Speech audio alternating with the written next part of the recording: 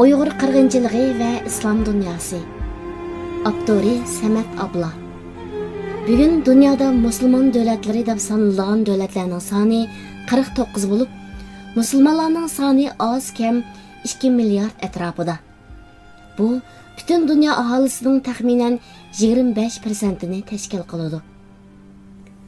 Dünya musulmonlarining bir parchasi bo'lgan Uyg'urlar bugungi dunyoda eng zulm chekayotgan bir musulmon qavm bo'lish sifatida eng oldi bilan musulmon davlatlarning qo'llashi va himoyasiga erishishi kerak edi. Chunki islomda barcha musulmonlar qarindoshdir, ummatdir deyilgan bo'lib, musulmonning musulmonga yordam qilishi farz qilingan. Musulmonning zolim bilan bir saf turishi man'iy etilgan edi. Dal mushu aqidaning turtkisida Uyg'urlar yillardan beri o'zining dardini qayirib qo'yib, Falastin musulmonlari uchun yosh to'kib kelgan edik. Hatto istoshlik va qo'llash sababli 80 va 90 yillarda Uyg'urlar orasida o'g'il farzandlariga Falastin lideri Arafotning ismini qo'yish moda bo'lgan.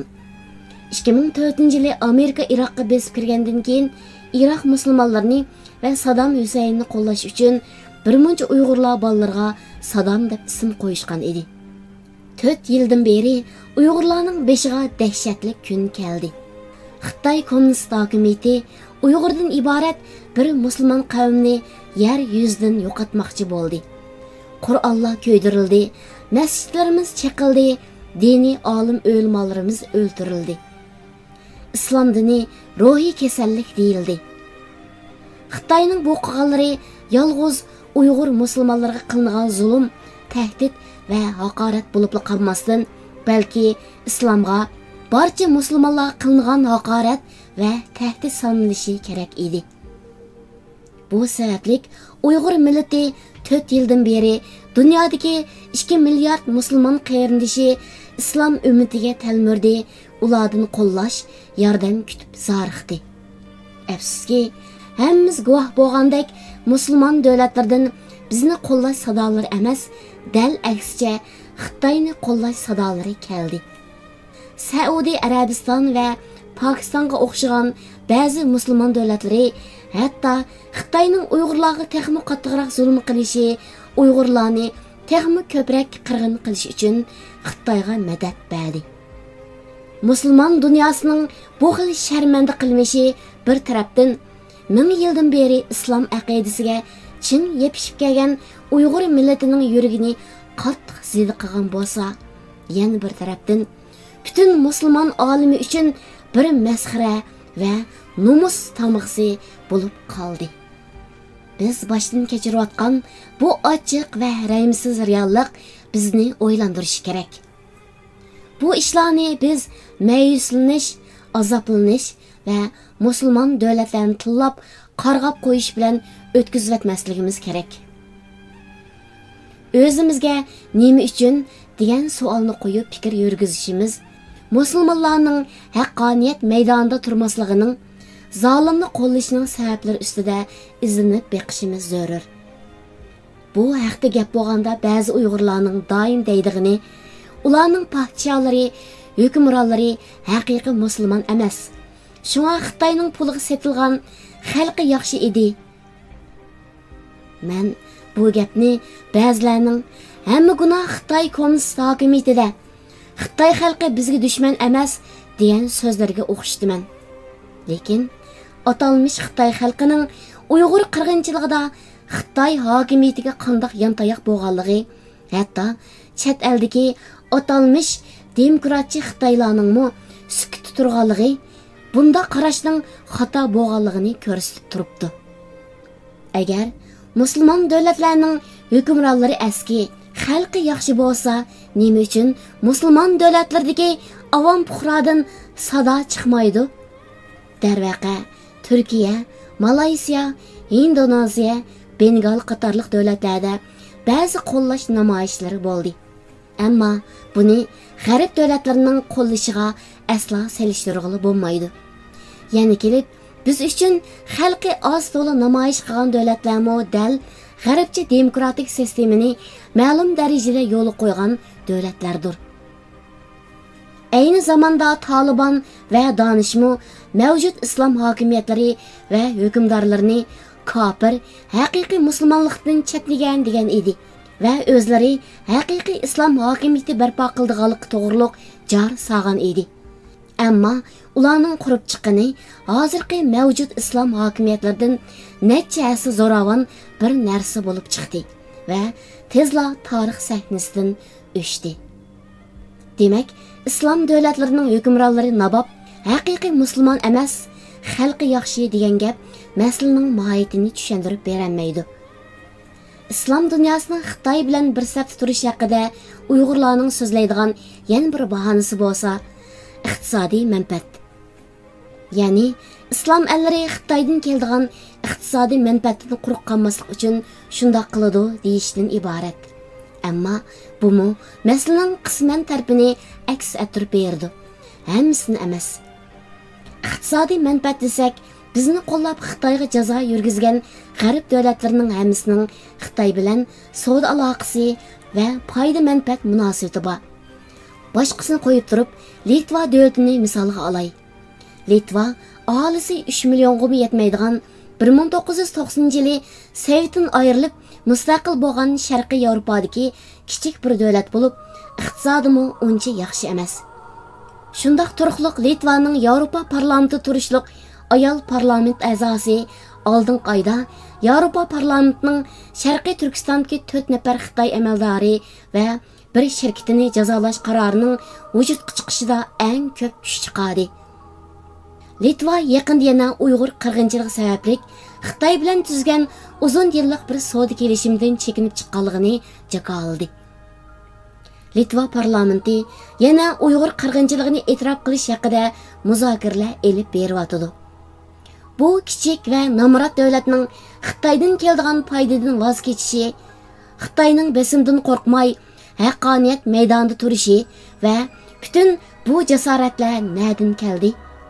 Bu birisi ularda yetilgan demokratiya, barobarlik va insonparvarlik ong tushunchasidan keldi. Yana birisi ularning ayni davrda Ruslarning mustamlikasida yashagan tarixiy sezgirashlari ularda bizga qarta hissashliq uyg'otdi. Mening qarashimcha islom davlatlarining irqiy qirg'inchilik masalasida Xitoyni qo'llashida asosligi mundaq ikki turli sabab bor. Birinchi va eng muhim sabab islom davlatlarining Xitoyga o'xshashla mustabid hokimiyat sistemasida bo'lganligidir. Bizda qog'ining ko'zini cho'qmaydi degan bir ot so'zi bor.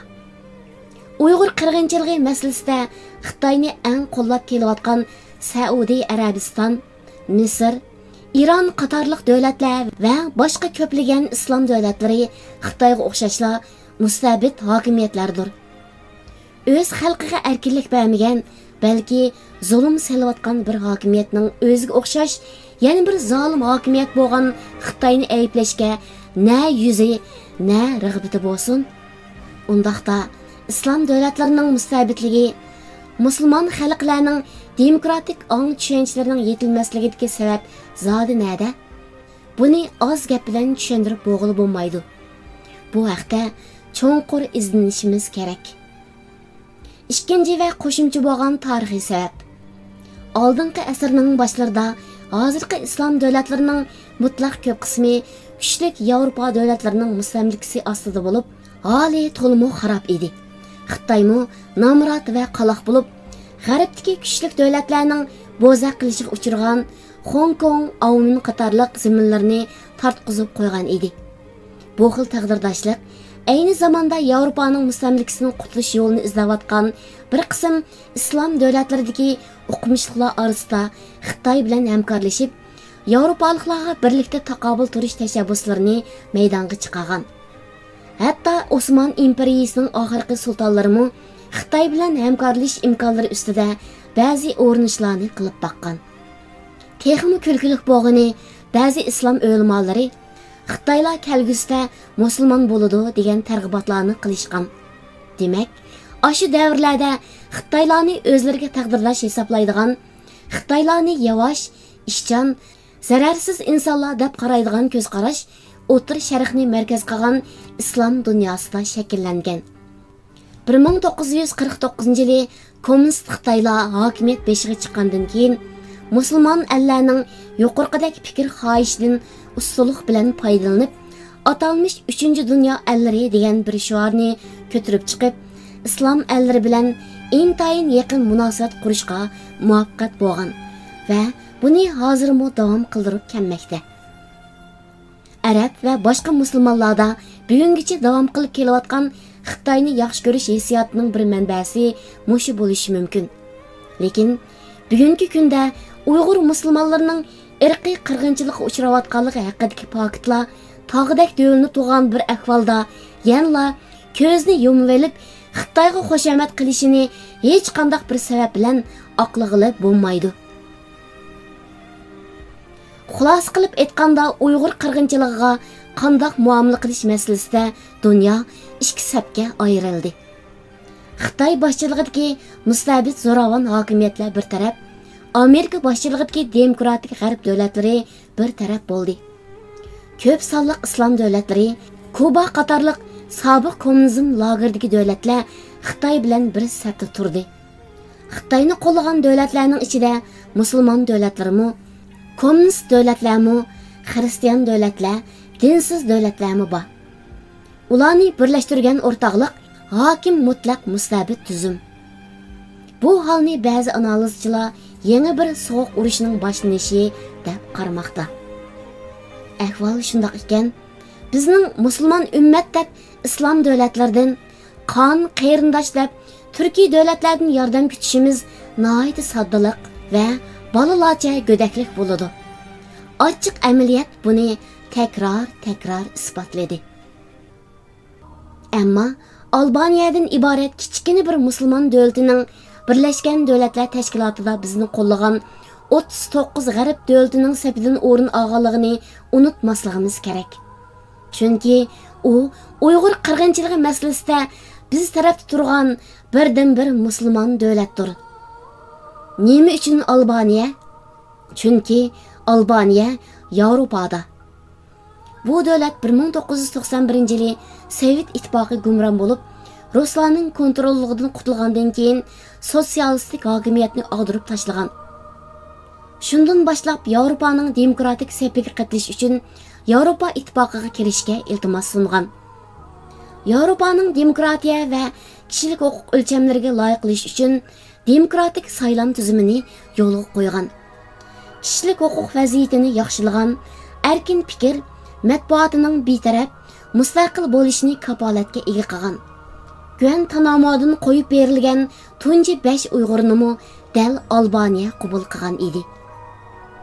Oxirida deydiganim, musulmon davlatlarimi insoniyatga o'rtaq qimmat qarashlari bo'lgan demokratiya, kishilik huquq, erkin saylam, matbuot erkinligi qatorliq omillarni qabul qilib, o'z davlatlarida haqiqiy bir demokratik hokimiyat sistemasini borliqqa keltirgan chaqdala, yolg'iz musulmonlarga emas, xuddi hozir g'arbliklar bizga qilganiga o'xshash diniy, irqiy, millati nima bo'lishidan qat'iy nazar dunyodagi ezilgan xalqlarga va kishilarga yordam qiladigan, Xitoydagi zolim kuchlar bilan bir safda turmaydigan bo'ladi. Lekin demokratiyalashish bir kechada ish oshadigan ish emas. Demokratiyalashish uzun bir jarayondir. G'arbliklar bugungi demokratik jamiyatni barpo qilish uchun 300 yildan ortiq kurash qildi. Nurg'un qurbonlarni berdi. Bu nuqtani o'ylaganda musulmon ellarning bosilgan yo'li uzun va mushkul. 2021-yili 18 aprel Norvegiya